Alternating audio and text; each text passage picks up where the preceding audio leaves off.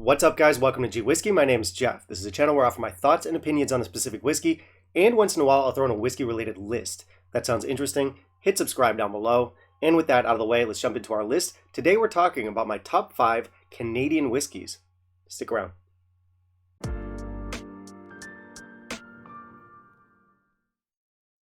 So I'm going to start this off by saying that I am not an authority on Canadian whiskey. I'm a Scotch guy first and foremost. I am Canadian, but I only really got into whiskey after I left the country, and I wouldn't say that I've tried an enormous amount of Canadian whiskey. Now, there's a lot of bloggers, vloggers, whiskey tubers out there that are fully immersed in the Canadian whiskey scene. They have access to a lot more stuff than I do. I'm coming at this from the perspective of someone who's primarily a Scotch drinker and from someone who's outside of the Canadian whiskey scene looking in. Now, Canadian whiskey hasn't traditionally been a very interesting proposition for Scotch drinkers or even bourbon drinkers. It's primarily been designed for cocktails, at least it was in the past. So very easy, very light, very mellow and accessible. In a word, boring. But things are changing. Yes, the majority of Canadian whiskey is still going to be like light and smooth and mellow and easy. But there are a few distilleries, there's a few Canadian whiskey brands that are putting out much more interesting whiskeys these days. These are whiskeys that are more designed towards the whiskey sipping crowd than it is, say, the cocktail scene. And while that does make me happy, unfortunately there's a lot of really good Canadian stuff that I can't get my hands on. I moved away from Canada a long time ago, and for the most part all the good Canadian whiskeys are Canada exclusives, so there's a lot of stuff that I just don't have access to here. But from time to time I do still keep an eye on the Canadian whiskey scene because I do fly back and I grab a few bottles every time I do. I know that there are brands like Two Brewers and Shelter Point that are making waves with their single malt whiskeys. You have some very well-aged Canadian club stuff coming out, very premium stuff. I think it's like 40 plus years old. I haven't tried those yet. They're a little bit too expensive for me, but I plan to someday. I mean, obviously they are really cheap for 40 plus year old whiskeys, but I'm stingy. But yeah, I hear there's a lot of really good stuff floating around in Canada these days, whether it's older, well-aged stock or whether it's stuff that comes in with a higher ABV, which of course is a good thing. You know, the higher our ABV, the more flavor we're getting from our whiskey. And you know, there are going to be a few things that I leave off of the list for whatever reason. Maybe they're discontinued or whatever. Weiser's Legacy was a great whiskey. Weiser's Red Letter, another good one. Even stuff like Crown Royal Blenders Select, which was an Ontario exclusive. That one came in at like 45%. Surprisingly good for a Crown Royal.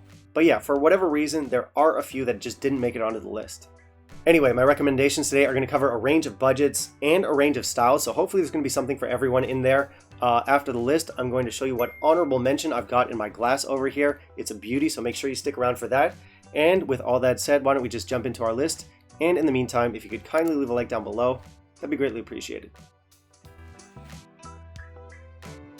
Alright, so we're going to kick things off with our cheapest option. Unlike a lot of other whiskeys on this list, this one is actually available outside of Canada. It is in other markets.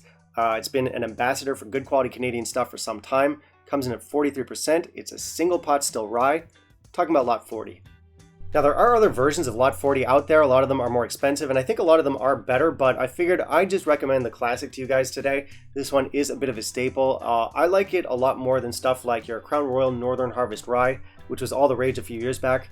This one's better. Now, this one won't blow your socks off, but it is interesting enough to hold the interest of a single malt snob such as myself. It's not a banger, but when you factor in the price, it's a really solid whiskey. It's one worth checking out. So, number 5, Lot 40. Next up for number 4, we have probably one of the best bang for buck Canadian whiskeys I've ever had. Very fair price, and this one's absolutely loaded with flavor. This is the Alberta Premium Cask Strength.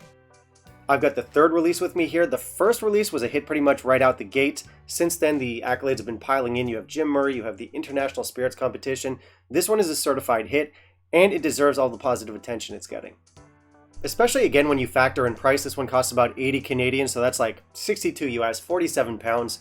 It's a no age stated whiskey. It's not a refined whiskey by any means, but it's huge. It's so rich and powerful and punchy and flavorful. It's loads of fun.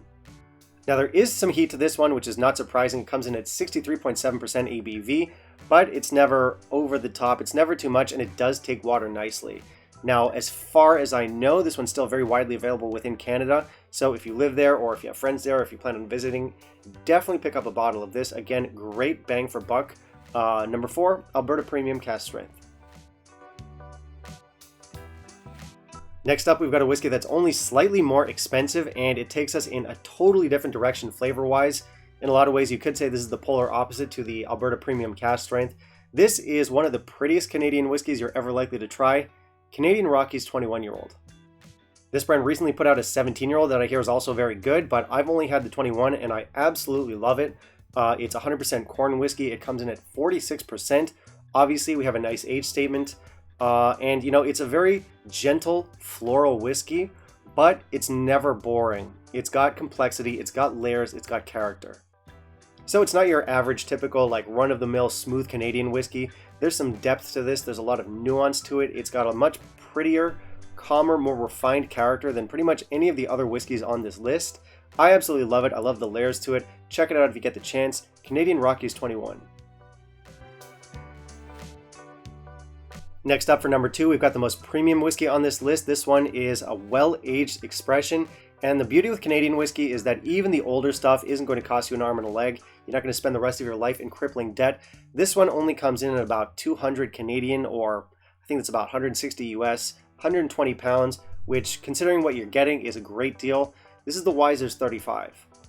Now this one came out in 2018 and I believe it's also a Canada exclusive. It is getting harder to find. You might still be able to find some out in the wild. This one has layers, it's got intensity, it's got complexity, it's got depth. It doesn't hurt that the ABV comes in at 50% here, which adds more weight to our flavors, and that's always a good thing. And I actually bought a backup bottle of this one because this was a 35-year-old release in 2018, and so was I. I turned 35 that year. It's from Canada, I'm from Canada. It's one of those bottles that I've just decided means something to me. But that aside, it's a great whiskey. It's definitely one worth checking out if you can still find it. Wiser's 35. Okay, this is it. This is our number 1.